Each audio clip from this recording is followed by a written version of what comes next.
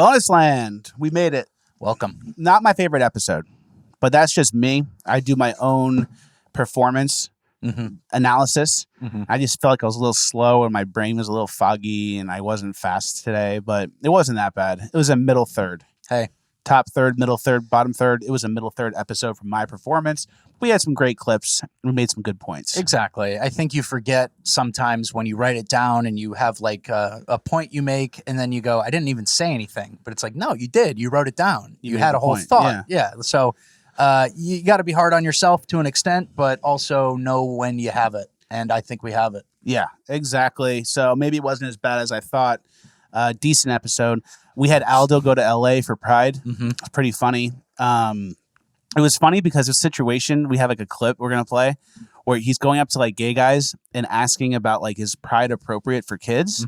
Which is obviously it's not, getting people's reactions. But listen to this clip. Just watch this clip. We'll explain it after. Gentlemen, we're asking some people about Pride. Can I get some questions? If I can know the answers, I'll try. So what are you guys doing out here at Pride today? We are hosting House of Love. It's RuPaul's new mocktail and cocktail, or not energy drink, but it'll give you energy in an ethereal sense. We got a lounge going on inside. There's air conditioning. There's free cocktails. Come on in. We're here. I'm Bryce. Asaf. Yeah. So I'm seeing a lot of kids out here. What do you think about all the kids that are at Pride today? I don't want to talk about that. I think it's going to be a problem. I think that's great. Pause it for a sec. Yeah, because we're asking. So it's like, I don't want to talk about that. And it's funny because I was like, imagining this as like an Always Sunny episode where it's like, you're asking about the kids at Pride and then you're filming the kids at Pride just to prove they're there, to show everyone. And then it's like, yeah, I got candy to get, to lure them. And we kept them safe in my van away from the drag queens to make sure they're not seeing any drag queens. And it's like, you just slowly admit to like, You're the bad guy. You're the bad guy. And the cops end up coming later, looking around for the guy filming the kids, talking about the kids. Yeah, I got him in the van. We lured him in with the candy to make sure they're not seeing any drag queen stuff. Yeah. He was obsessed with the kids being there. He kept asking, where are the kids? Where are the kids? And then he kept filming them. Yeah, filming them to prove they're there. But then you're like, yeah, you're just like filming kids. Yeah. It's actually just like a funny situation. That's like an Always Sunny episode. Yeah. You end up getting arrested. You're the bad guy and you kind of look at it on paper and you're like, uh-oh. Yeah. I guess that doesn't sound very good. So we've obviously been obsessed with trans stuff lately and trans people for like weeks and months now, almost a year. Yeah. Listen to this thread. This is a long thread. Richard Rathway is going to read most of it. It was about a person who detransitioned and is basically saying, like ringing the bell, saying, hey guys, there's a problem with transitioning that people aren't talking about. It's very permanent. And the people who are detransitioning, their message is not being shared enough. Yeah. Which is a common theme that we've seen, right? Of course. The detransitioning, the dangers, the pitfalls, the I miss my boobs, all that stuff. This was a mistake. I was a child. Who let me do this? It's so permanent. Listen to this thread. It gets pretty vulgar, but that's why it's in Bonus Land. Yeah, and this went super viral, so a lot of you may have seen it, but we're going to try to highlight the key pieces that we think are disgusting and need to be talked about more. So it starts with, I want to tell everyone, rainbow emoji in the bio still, obviously. So I want to tell everyone what they took from us, what irreversible really means and what reality looks like for us. No one told me any of what I'm going to tell you now. I have no sensation in my crotch region at all. You could stab me with a knife and I wouldn't know. The entire area is numb, like it's shell-shocked and unable to comprehend what happened, even 4 years on. No one told me that the base area of your penis is left. It can't be removed, meaning you're left with a literal stump inside that twitches. When you take testosterone and your libido returns, you wake up with morning wood without the tree. I wish this was a joke. So there's a little stump getting hard that you can't control. And if you do take testosterone after being post-op, you run the risk of internal hair in the neo-vagina. Imagine dealing with internal hair growth after everything. What a choice. Be healthy on testosterone and a freak, or remain a sexless eunuch. And that's something that will never come back. And one of the reasons why I got surgery. My sex drive died about 6 months on HRT, and at the same time, I was glad to be rid of it. But now, 10 years later, I'm realizing what I'm missing out on and what I won't get back. So I think that's an important piece right there. You're on HRT, so like all your natural stuff is suppressed. You know what I mean? So you're like, should I make the decision? It's like, yeah, I don't have a sex drive. I'm a woman. And it's like, but you're under the influence of something else to make that decision, which is common, right? You get them on hormone blockers, HRT, and then you kind of make your decision from there. Like that's like the status quo. That's the baseline. And then from there you decide, do I launch or do I abort? You know, like, do I get back off? But it's like a fake baseline. Exactly. So you're making decisions like it's basically like, I'm not drunk driving, but you're like on something, you know? And then said, because even if I had a sex drive, my neo vagina is so narrow and small, I wouldn't even be able to have sex if I wanted to. And when I do use a small dilator, I have random pockets of sensation that only seem to pick up pain rather than pleasure. Okay. We don't have to extrapolate that one. Yeah. Any pleasure I do get comes from the prostate that was moved forward and wrapped in glands from the penis, meaning anal sex isn't possible and I can risk further damage. Then there's the dreams, this is the horrifying part. I dream often that I have both sets of genitals. In the dream, I'm distressed I have both. Why both, I think? I tell myself to wake up because I know it's just a dream, and I awaken to a living nightmare. In those moments of amnesia, as I would wake, I reach down to my crotch area and expecting something that was there for 3 decades, and it's not. My heart skips a beat every single damn time. Very much regret-filled. Yeah. Regret Gutfeld. Regret Gutfeld. Regret Gutfeld's a decision. Then there's the act of going to the toilet. It takes me about 10 minutes to empty my bladder. It's extremely slow, painful, and because it dribbles, no matter how much I relax, it will then just go all over that entire area, leaving me soaking. So after cleaning myself up, I will find moments later that my underwear is wet. No matter how much I wiped, it slowly drips out for the best part of an hour. I never knew at 35 I ran the risk of smelling like piss everywhere I went. I have that. All right.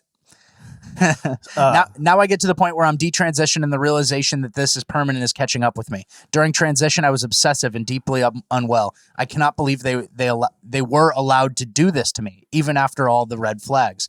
I wasn't even asked if I wanted to freeze sperm or want kids. In my obsessive, deeply unwell state, they just nodded along and didn't tell me the realities of what life would be like. And then this person goes on to say, and finally, there's dilation, which is like some sort of demonic ceremony where you impale yourself for 20 agonizing minutes to remind you of your own stupidity. And this isn't even the half of it. This isn't even, and this isn't regret either. This is grief and anger. Fuck everyone who let this happen. So dilation, I assume, is opening the hole that you've created, this man-made horror beyond our dreams. And it's just completely regret-filled. No one talks about this. And this is like what people who are transitioning, like this should be what you lead with. Hey, you want to transition? Here's the worst thing that could happen from it, just so you know. So true. It's like even commercials, medical commercials or something. You may have, your heart may explode, incontinence, runny nose, blah, blah, blah. And it's like, what do you think about removing genitals? And is anyone liable? Is that, like how the VACCINE, you can't sue anyone if you have a bad reaction. Take the similar approach to this type of medical treatments too. Well, it's an elective, right? It's something you choose to do. So I would assume that all liability is gone. And if you choose as like an underage person too, how scary would that be? It's like, dude, I was 15 and 16. You let me do that. And now I'm an adult and it's completely bad. And I was like mentally unwell and you guys just went along with it. And this is a 30-year-old. So they mentioned that they had a penis for 30 years. And so, yeah, this is a 30-year-old who fully developed and was making these decisions, still made the wrong decision, Yeah. So it's like, what does that mean for kids? We're kind of pushing kids into this. 100p. And so it's ugly. It's extremely ugly. And yeah, you kind of get deformed to attempt.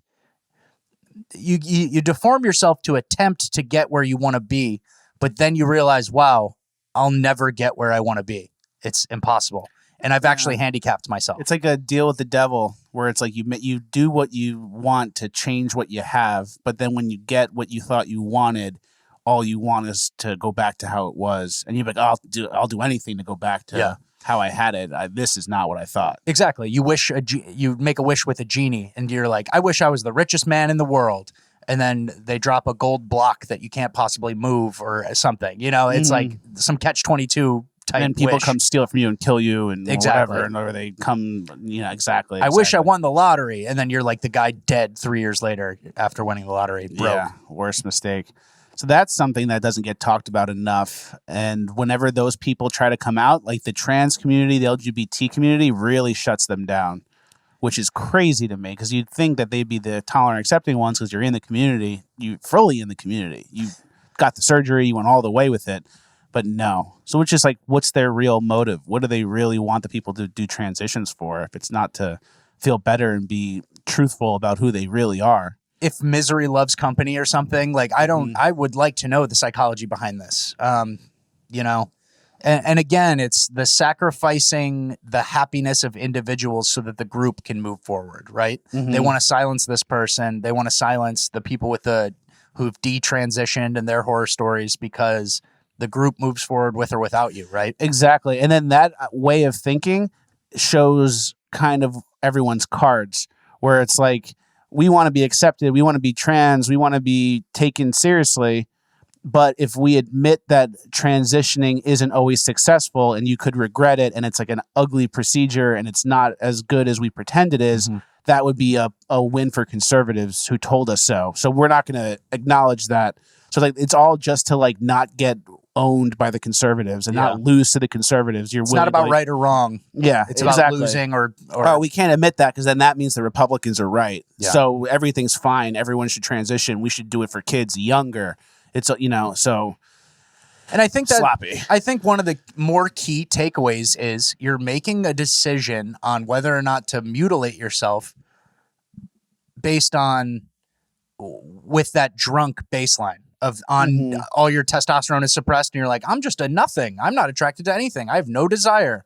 Why don't I should do that. I'm getting estrogen pumped in my body. So it's like you're getting primed to make the worst decision ever. Yep. And then no one's going to know how bad it was after you're on your own. It's a very dark situation. And so I kind of used to do a bit where I'd encourage people to get the surgery. And it's like, oh yeah, get the surgery. Go ahead. Like, take yourself out of the gene pool almost, and it's just so fucked up. I feel bad for him now almost, I'm changing because people get suckered into this. And then you get into these chat rooms or whatever, and someone's like, hey, yeah, I felt so much better after mine. And that's all you need to hear. And that's all you see, and it's all you hear. Honestly, very sad. Very sad. Let's go into a more lighthearted clip. Raccoon Girl. This girl. Daddy, what if he bites you? She's drunk. There's a baby raccoon. It's pretty defenseless. She scoops it. What do I do with it? What do I do with it? You just picked it up. It's like all for the gram. What do I do with it? And then you pull out your phone to take a selfie because it's all for the gram. You're going to get rabies for the gram. You did Jaeger shots. Now you're going to need rabies shots. And it's all, giant needles injected into the stomach. Yeah. For a rabies for shot. the gram. Just because you thought it'd be funny. You put it on your head and say, what do I do with it? Average night out with Chelsea. It's like you put it on your own head. And then also the mom of this raccoon's probably around, not happy. Looking to scratch. Looking to really do some damage. What do I do with it? People just doing it for the gram. Yeah. Doing it for Instagram. You pull out your phone to take a selfie. As what do I do? I hate that way of thinking. Like doing drunk things that you wouldn't usually do in college. Yeah. This isn't even that bad. This is just funny. Yeah. But in college one time, we were all out drinking, whatever. And at the end of the night, we were at the football frat. Rat Boy was in it too. This was like our sophomore or junior year or something. A couple guys went out and pulled a full-size tree out of the ground and then put it in the president's room. So then he opened the door the next day to go to his room, and there was just like the biggest tree ever stuffed in, roots like ripped out of the ground. It was like a 30-foot tree that a bunch of like big guys pulled out of the ground and stuffed in the room. Hey, that was actually that's the place for it. Yeah. It's a literal frat house. So yeah. Good. That's okay. You're not picking up raccoons in your 30s, right? Yeah. Oh no, those days are long done. It was a true Animal House moment, though. Yeah. Animal House is based on our college. Yep. Dartmouth. But yeah, you open your door the next day, it's 10 a.m. and there's just a 30-foot tree stuffed in your room, and everyone who did it just like wasn't even Nobody's there. helping you get it No out. one cared. The only time they unite is to get it in. Yeah, exactly. Then you're on and your that's own. just what it is, and you have to clean it for like a week Yeah. to get it out. Oh man. So yeah, that girl's an idiot. What do I do? Not put it on your head, not pick up wild animals. Yeah. Not be a drunk idiot. The time for that is over. What do I do? This is how you get robbed. Next clip. Is it? Roaches for 2K. These people. What is the headline? The headline is North Carolina company. The headline is North Carolina company offers to pay homeowners to release 100 cockroaches into their homes. So the headline is basically this pest removal company wants to try a new technique for roaches, And they pay $2,000. and they're going to pay $2,000 to. And all you have to do put is add 100 more roaches. more roaches. It's like people won't even notice that. I know. It's not even dude. a big deal. That's like 10% of our current roach load. Yeah, that's just the same as it is. Yep. We have a fridge in the garage, which is not attached to our house. Well, it's not like the house. Yeah. And there's like a fridge that has like Diet Cokes in it or whatever. And there was some roaches in it. A roach got in the fridge. So we opened the fridge, and then like I saw one time I opened the fridge and like 2 roaches ran out. At night, they come out. Yeah. That's disgusting. Big. It was like a Men in Black. You know, Men in Black, that guy who's like, I need sugar. He's got roaches coming all out of him. I opened the fridge and 2 bugs came out. And I was like, oh. And then I grabbed the Diet Coke, and yeah, now I'm scared of that fridge in the garage. That fridge is disgusting, and nothing goes in there that is open. It's all like closed containers. Yeah, it Diet has to be Cokes. now.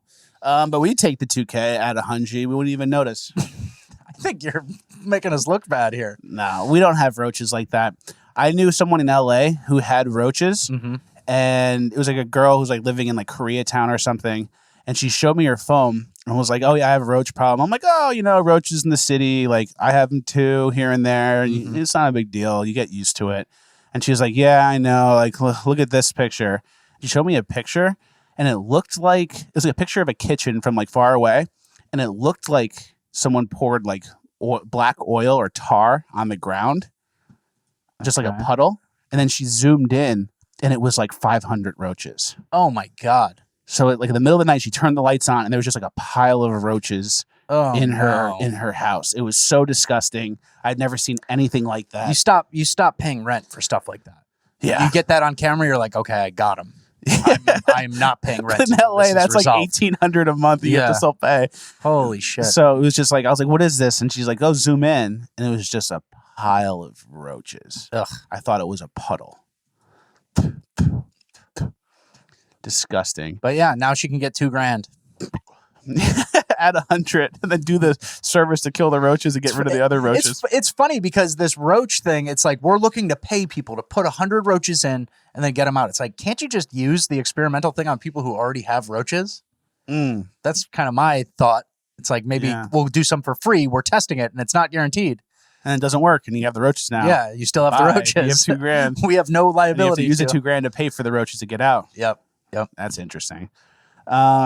Next clip. Patients refuse help from trans person. Yes. So this is just a little, I guess, news article, but it says transgender Sussex paramedic says patients refuse her help. Her. It's like And you're it's choking. got like a big, thick Like, jaw. I need mouth to mouth. It's like, let me die. Yeah. Just let me go. And then the tweet says, sir, it looks like you have 6 gunshot wounds and you're bleeding out. Me dying. Based. Last words. Don't come near me with those man hands. It's like, it's just a man. If you flip your mind off, you go, oh, it's just a man. Like, I know it's a man, Yeah, that's pretty good. but still getting refused help. Yeah, pretty good. Next clip, elephant funeral. This lady got killed by an elephant in the river. Yeah, basically an elephant trampled a woman to death. And then they were doing a funeral, like a pyre sort of thing, where they went to she was cleaning dishes or doing something with the water. The elephant got her. Then they're using the same body of water to go put her body out onto a pyre, light it on fire, I guess. That's what a pyre is. And then the elephant saw her corpse and goes, it's on again. On site. And Every stomped her out time. again and tramples her corpse, then attacked her corpse. When you So- do a pyre like that and you get burned, does the bones stay? So like you do the pyre, everything burns, the bones are left and then the whole thing just sinks into the water and there's a skeleton in the water, or does everything get burned away? I think most of it gets burned away. The And bones burn? bones burn. Yeah. Bones into burn. ash? Yeah. Some of them do. And it takes a little longer. So it might submerge before it burns. That's what I'm fully. thinking. Like, wouldn't the thing you're on burn and then the bones are just kind of a skeleton? Yeah. There's something to look into there. Is there? Mm. I don't really care either way, right? Yeah, we're not doing pyres. Yeah. We're good. Pyre is like a Viking funeral. That's the. Yeah. And I guess India too. Or We would never use it, even for an animal. Like for Jerry, we wouldn't use it. no, I don't think so. We're gonna taxidermy him. Yeah, reasonably speaking. That's kind of my plan. I know it's sick, but once Jerry dies, we're gonna taxidermy him, and we're gonna put him into like a pose on the wall. And that sounds crazy or whatever, but it's like, what's the difference between doing that for a hyena or a lion or an elk? People do that all the time. Yeah, you're right. So we're gonna get that done. All right, the time's gonna come, and it's gonna be like, all right, sir, are you sure? Yeah. Yeah. Okay, that's $3,500. $7,000. The taxidermy. We're gonna your go. dead Oh, dog. just put him in the bag and throw Never him. mind. Cremate him. Cremate him. We're gonna spread his ashes instead. Yeah. Oh man. Yeah. Last thing of bonus land today. So I haven't gotten a chance to fully look into it. Today I got a video sent to me by Nick, the editor, about people, a YouTube channel. And the title of the episode was Rebuking Fleckus Talks. And it was from November 2020. So I haven't even seen it. I just saw it for the first time. And they're talking about like this week in culture. And they're going through each clip and like trying to like get me for there's like two guys. One guy has like the worst views of me and thinks I'm like some alt-right propagandist. Mm-hmm.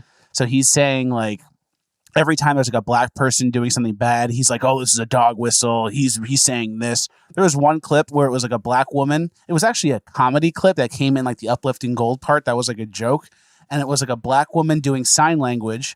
But the whole point, the joke of the video was she wasn't a real sign language person, and she basically was on like a huge event where she was the sign language person, and she was just making up the signs. And it was like a funny joke because she got so far and she was just up there on stage going like this and just like completely making up signs, which is hilarious. Yeah. And they were like, It's uplifting gold just for the sneak. yeah, it's like a joke where it's like this person doesn't know sign language and keeps getting sign language jobs and is like, yeah, I'll do it. And it's a joke. And the person was like, he put that in there because he wants to say that like black people aren't professional and can't have a job, like completely attributing the worst motives where it's like, whoa, buddy, you relax. You think that. like you brought that up. And then they were showing like, and the funny thing about culture is this week in culture, the clips are just clips from what happened that week.